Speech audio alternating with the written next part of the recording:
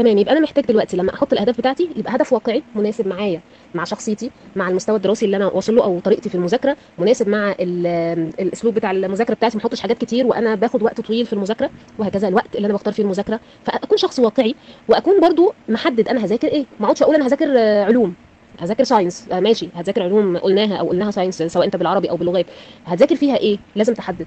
طيب اللي انت هتذاكره ده هياخد معاك وقت قد ايه؟ فهي نسبه وتناسب.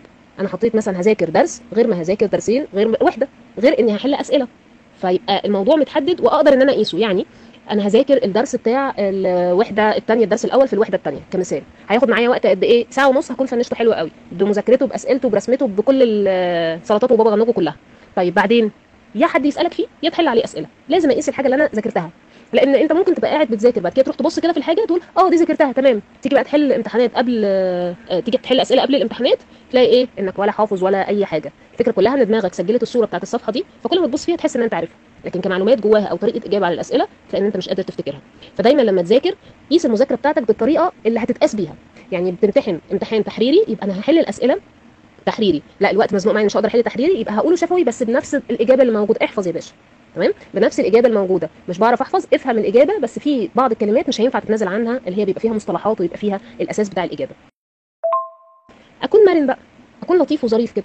انا دلوقتي حاسس نفسي ان انا مخنوق وكنت هذاكر درس تقيل فظيع شنيع، ليه نخنق نفسنا ونبقى بنشنق نفسنا؟ خلاص الدرس ده يترحل من الجدول اللي مثلا اللي بعد الفطار، واذاكر دلوقتي حاجه بحبها. في ناس بتحب الرياضه، وفي ناس بتحب الانجليزي، في ناس بتحب العربي. الماده اللي انت بتحس ان انت بتميل ليها هي اللي انت تذاكرها في الوقت اللي انت زهقان قوي، عشان ما تخنقش نفسك زياده. طب وبعدين اللي كان اصلا موجود معانا في الجدول رحله لوقت تاني هتبقى فايق فيه وتلزم بيه نفسك، تبدا بيه بقى في المذاكره اللي هي بتاعت الفتره الثانيه، هو اللي هتبدا بيه. اغلس حاجه تبدا بيها وانت قادر انك تذاكر. لكن في الوقت اللي حاسس نفسك مخنوق وزهقان وحران وحد عصبك، اتضايقت من حد من اصحابك، اتزعق فيك في البيت، يعني المواقف اللي بتحصل معانا كتير، فتقوم تذاكر حاجه بسيطه تقدر ان انت تعديها. طب لا انا عايز الجزء ده هو اللي واقف معايا، هو اللي انا شايل همه، وهو دي الجزء الغلس، اعمل فيه ايه بقى؟ خليك مرن برضه. هتشغل مثلا على اليوتيوب تتفرج على شرح للدرس ده.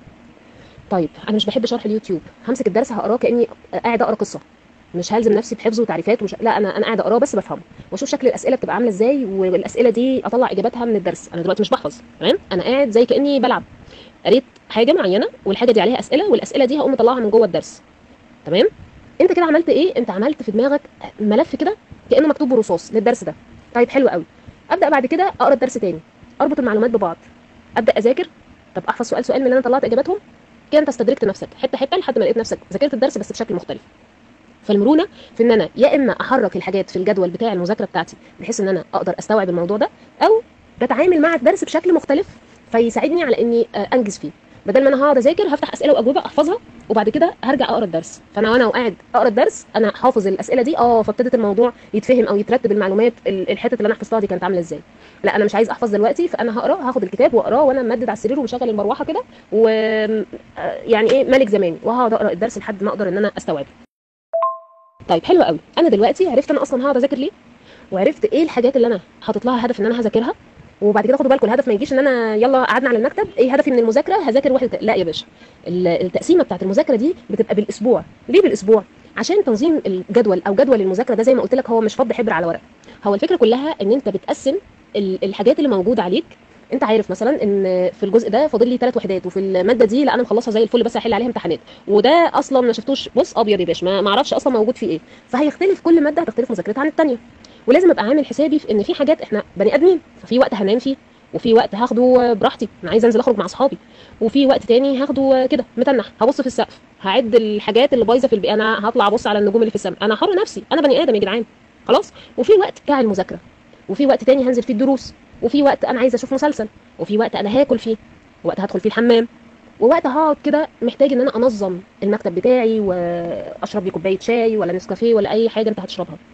فبالتالي لما اجي اعمل الجدول بتاعي انا محتاج ابقى شايف الاسبوع كله قصادي، عشان ابقى عارف مثلا ان يوم الاثنين الساعه 9 انا عندي درس، ويوم الثلاث الساعه 11 انا عندي درس، ويوم الاربع الساعه 3 انا عندي درس. فكده المواعيد دي من الدرس مثلا مدته ساعتين، فيوم الاثنين اللي هو الساعه 9 من 9 ل 11 انا كده مش هيبقى فيها مذاكره، وفيها كمان قبلها ربع ساعه وبعدها ربع ساعه هنزل الدرس وهرجع من الدرس. تمام. نحط كمان حته تناحه، نخليها نص ساعه عشان ربع ساعه نلبس ونستحمى وناكل لنا ومش عارفه ايه، وربع ساعه هنروح في الطريق والدرس ساعتين، ناخد 10 دقائق نهزر احنا واصحابنا، وربع ساعه نمشي فيها، نرجع هنبقى طبعا جعانين ومفرهطين، نغير هدومنا مع كام لقطه تلفزيون، يعني ضربنا لنا 3 ساعات كده. بسم الله الرحمن الرحيم. حلو. فيبقى انا لما هاجي احط الجدول بتاعي ما اقولش الساعه 11 هبدا مذاكره الالماني، لا يا بطل مش هتبدا مذاكره الماني، انت قاعد بتهزر بعد الدرس دلوقتي حضرتك. فخلي الجدول بتاعك فيه مساحه في الوقت اللي انت بتنام فيه والوقت اللي انت بتنزل فيه دروس. عشان كده احنا بنعمله بالاسبوع. طب انا بلعب رياضه، عندي تمرين، طب احنا في عندنا تجمع عائلي في اليوم ده، لا انا بروح عند جدتي في اليوم ده، فما ينفعش احط فيه مذاكره. طب بس انا مزنوق زياده قوي في المذاكره، يعني ما ينفعش اي يوم اطنشه. طب حلو قوي، اليوم اللي هيكون فيه تجمع ده خليه يبقى انت بتحل فيه اسئله على الحاجات اللي انت ذاكرتها، خليه يبقى على مثلا حاجه تبقى سهله بالنسبه لك، هندسه، انجليزي، نحو، الحاجات اللي هي بيبقى محتاجه ممارسه اكتر في الحل. تمام. هحفظ فيها الرسومات بتاعه الساينس. فالموضوع يبقى اليوم اللي هيبقى فيه ناس وهيصه ونزول وكده هحط حاجات بسيطه. هنزل بره هاخد معايا الواجب بتاع درس مش عارفه ايه، هحله في الوقت اللي هو مستني فيه اصحابي والهيصه دي، وهكذا.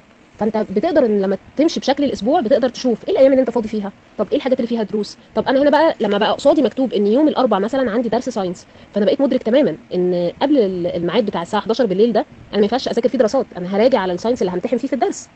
تمام. كل ما كانت نظرتك اوسع، يعني كل ما كان التحديد بتاع المذاكره ماشي بالاسبوع، تنظيم الوقت ماشي بالاسبوع، ده بيساعد على ان انت تقدر ان تتكيف مع الوقت اللي موجود معاك ومع امكانياتك ومع وقتك. وخلينا متفقين على حاجه، مفيش حاجه اسمها جدول مذاكره كلنا نمشي عليه، كل واحد غير التاني، في واحد بيذاكر بطريقه، واحد بيحب وقت يذاكر فيه، واحد بيحب يتكلم بصوت، واحد بيحب الصوت حواليه، واحد يحب يحط سماعات، واحد ما يحبش يحط سماعات. فاحنا مختلفين عن بعض، فمفيش حاجه اسمها قاعده ثابته لطريقه المذاكره. لكن في حاجه اسمها انا هطلع من المذاكره دي هوصل لايه، انا هطلع من المذاكره دي مخلص الدرس الاول في الوحده الثانيه، هو ده اللي انا عايزه. انا بقى ذاكرت وانا على المكتب وانا على السرير وانا ماشي على الحيط، اذاكره زي ما اذاكره، المهم ان اخلص الجزء المطلوب مني في المذاكره للوقت اللي انا محدده.